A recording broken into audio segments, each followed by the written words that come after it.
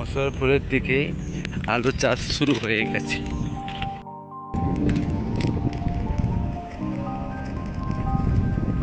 তো বন্ধুরা দেখো, হাজার বন্যা বিপদ কাটিয়ে চাষিদের মুখে হাসে সোনার ফসল ফলেছে।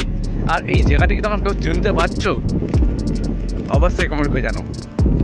তো এই মধ্যেই বলছি না জায়গাটা কোথায়, তো তোমাদের কমেন্টের উপরে ভিত্তি করে আমি বলে দেবো এই জায়গাটা কোথায় আছে। দেখো কত গাড়ি যাচ্ছে এদিকে, জায়গাটা জাস্ট অসাধারণ।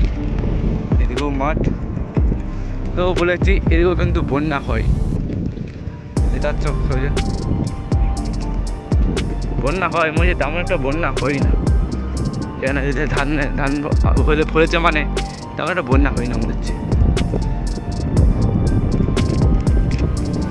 তো জায়গাটা কোথায় অবশ্যই কমেন্ট করে জানাবে।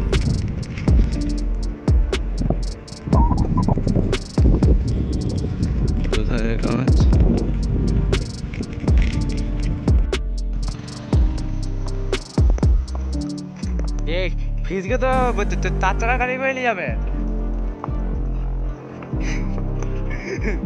না, এমনি বলো। হ্যাঁ হ্যাঁ, না ঠিকই আছে। হ্যাঁ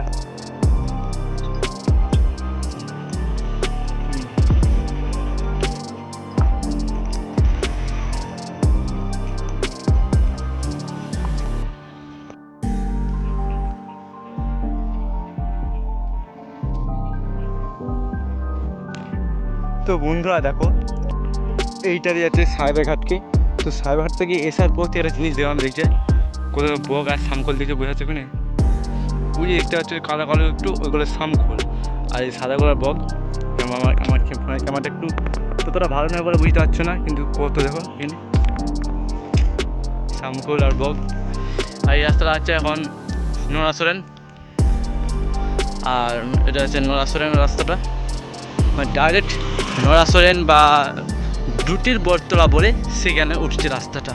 আর এই যে রাস্তাটা বেরিয়ে যাচ্ছে সাহেবেরঘাট। তো আমরা গিয়েছিলাম একটা জায়গা, সাহেবেরঘাট পেরিয়ে এখন বাড়ি চলে যাচ্ছি। তো ওই যে ভিউটা দেখ, এখানে খালি ভিউটা খালি দেখো, ভিউ। এদিকে একটা কিন্তু রাস্তা চলে গেছে।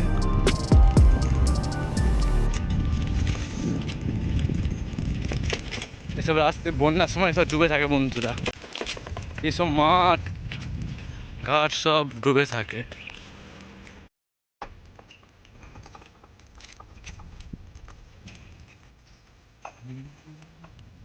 কত সুন্দর একটা রাস্তা।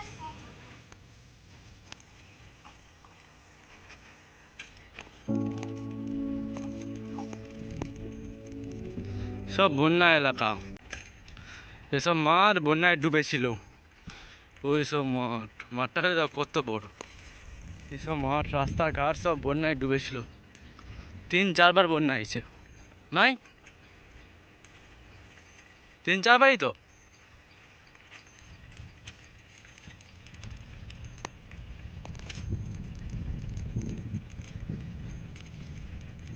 এটা আবার কি লিখেছে,